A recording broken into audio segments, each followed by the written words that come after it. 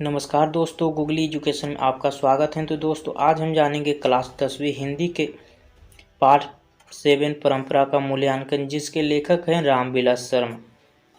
तो दोस्तों, आज हम जानेंगे इस पाठ के सभी महत्वपूर्ण ऑब्जेक्टिव प्रश्नों को, जो आने वाले बिहार बोर्ड की एग्जाम 2023 के लिए अति महत्वपूर्ण है। तो दोस्तों, अगर आप हमारे चैनल पर नए हैं तो हमारे चैनल को सब्सक्राइब कर बेल आइकन को प्रेस कर दीजिए, जिससे आने वाली इसी तरह की वीडियो की नोटिफिकेशन को पाने के लिए। तो दोस्तों, चलिए वीडियो को शुरू करते हैं।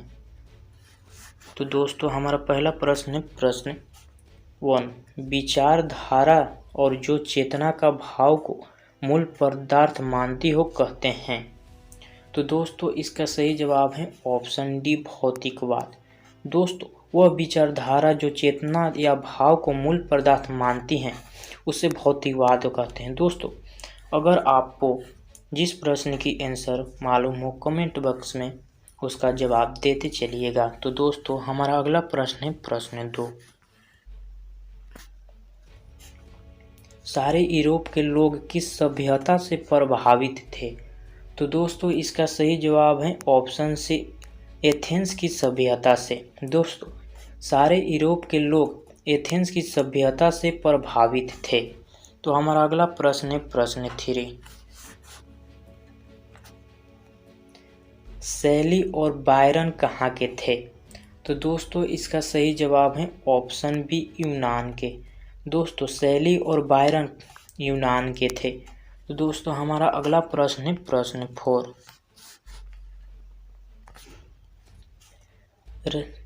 जारशाही शासक का संबंध था। तो दोस्तों, इसका सही जवाब है ऑप्शन बी, रूस से। दोस्तों, जारशाही शासक का संबंध रूस से था। तो दोस्तों, हमारा अगला प्रश्न है प्रश्न 5,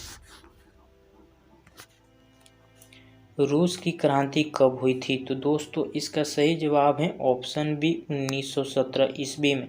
दोस्तों, 1917 ईस्वी में रूस की क्रांति हुई थी। तो दोस्तों, इस क्वेश्चन को आप हाईलाइट कर लीजिएगा, क्योंकि ये बहुत ही इम्पोर्टेंट है। तो दोस्तों, हमारा अगला प्रश्न है प्रश्न 6, व्यास जी और वाल्मीकि जी की रचना है क्रमशः। तो दोस्तों, इसका सही जवाब है ऑप्शन ए, गीता और रामायण। दोस्तों, व्यास जी ने गीता लिखा और वाल्मीकि जी ने रामायण।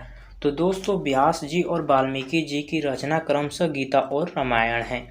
तो दोस्तों, हमारा अगला प्रश्न है प्रश्न 7, परंपरा का मूल्यांकन किनकी पुस्तक है। तो दोस्तों, इसका सही जवाब है ऑप्शन ए, रामविलास शर्मा की। दोस्तों, परंपरा का मूल्यांकन रामविलास शर्मा की पुस्तक है। तो दोस्तों, हमारा अगला प्रश्न है प्रश्न 8, प्रगतिशील आलोचना का विकास होता है। तो दोस्तों, प्रगतिशील आलोचना का विकास साहित्य की परंपरा की ज्ञान से होता है। तो दोस्तों, इसका सही जवाब ऑप्शन बी होगा। तो दोस्तों, हमारा अगला प्रश्न है प्रश्न 9, सभ्यता का हर स्तर क्या नहीं होता। तो दोस्तों, इसका सही जवाब है ऑप्शन सी, वर्ग युद्ध। दोस्तों, सभ्यता का हर स्तर वर्ग युद्ध नहीं होता। तो दोस्तों, इस क्वेश्चन को आप हाईलाइट कर लीजिएगा, क्योंकि ये बहुत ही इम्पोर्टेंट है। तो दोस्तों, हमारा अगला प्रश्न है प्रश्न 10,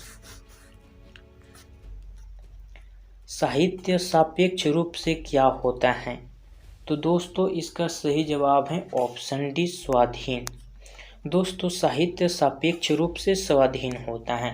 तो दोस्तों, हमारा अगला प्रश्न है प्रश्न 11,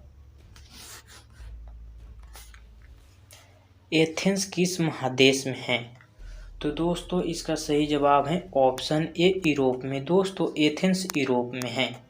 तो दोस्तों, हमारा अगला प्रश्न है प्रश्न 12, बायरन किस भाषा के कवि हैं। तो दोस्तों, इसका सही जवाब है ऑप्शन सी, अंग्रेजी। दोस्तों, बायरन अंग्रेजी भाषा के एक कवि हैं। तो दोस्तों, हमारा अगला प्रश्न है प्रश्न 13, निराला की साहित्य साधना किसकी कृति है। तो दोस्तों, इसका सही जवाब है ऑप्शन सी, रामविलास शर्मा की। दोस्तों, रामविलास शर्मा ने निराला की साहित्य साधना लिखी हैं। तो दोस्तों हमारा अगला प्रश्न है प्रश्न 14। परंपरा का मूल्यांकन निबंध किस पुस्तक से संकलित हैं? तो दोस्तों इसका सही जवाब है ऑप्शन बी, परंपरा का मूल्यांकन। तो दोस्तों हमारा अगला प्रश्न है प्रश्न 15। दूसरों की नकल कर लिखा गया साहित्य कैसा होता है? तो दोस्तों इसका सही जवाब है ऑप्शन सी, अधम। दोस्तों दूसरों की नकल से लिखा गया साहित्य अधम है। तो दोस्तों हमारा अगला प्रश्न है प्रश्न 16। रफाल लियोनार्दो दा विंची और एंजेलो किसकी देन है? तो दोस्तों इसका सही जवाब होगा ऑप्शन सी, इटली की। दोस्तों रफाल लियोनार्दो दा विंची और एंजेलो इटली की देन है। तो दोस्तों हमारा अगला प्रश्न है प्रश्न 17। शेक्सपियर कौन थे? तो दोस्तों इसका सही जवाब है ऑप्शन ए, नाटककार। दोस्तों शेक्सपियर एक नाटककार हैं। तो दोस्तों हमारा अगला प्रश्न है प्रश्न 18। निराला की साहित्य साधना कितने खंडों में रचित की गई है? तो दोस्तों इसका सही जवाब है ऑप्शन बी, 3 खंडों में। दोस्तों निराला की साहित्य साधना 3 खंडों में रचित हैं। तो दोस्तों इस क्वेश्चन को आप हाईलाइट कर लीजिएगा क्योंकि ये बहुत ही इम्पोर्टेंट है। तो दोस्तों हमारा अगला प्रश्न है प्रश्न 19। इस कहानी के लेखक रामविलास शर्मा का जन्म कब हुआ? तो दोस्तों इसका सही जवाब है ऑप्शन ए, 10 अक्टूबर 1912 ईस्वी को रामविलास शर्मा का जन्म हुआ। तो दोस्तों हमारा अगला प्रश्न है प्रश्न 20। इस कहानी के लेखक रामविलास शर्मा का जन्म कहाँ हुआ? तो दोस्तों इसका सही जवाब है ऑप्शन सी, ऊंचगांव सानी। दोस्तों रामविलास शर्मा का जन्म ऊंचगांव सानी में हुआ था। तो दोस्तों हमारा अगला प्रश्न है प्रश्न 21। प्रेमचंद और उनका युग किनकी रचना है?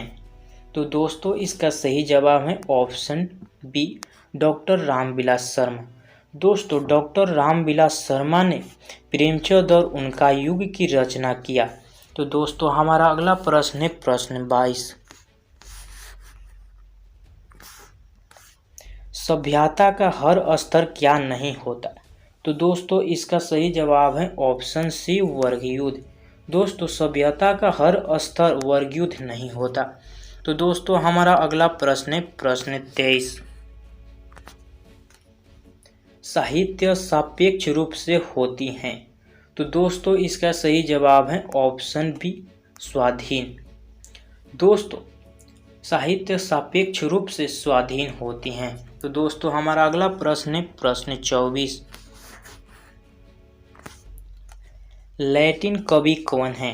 दोस्तों इसका सही जवाब है ऑप्शन ए, वर्जिल। दोस्तों लैटिन कवि यानी लैटिन भाषा में जो रचना करते हैं वो वर्जिल नामक कवि हैं।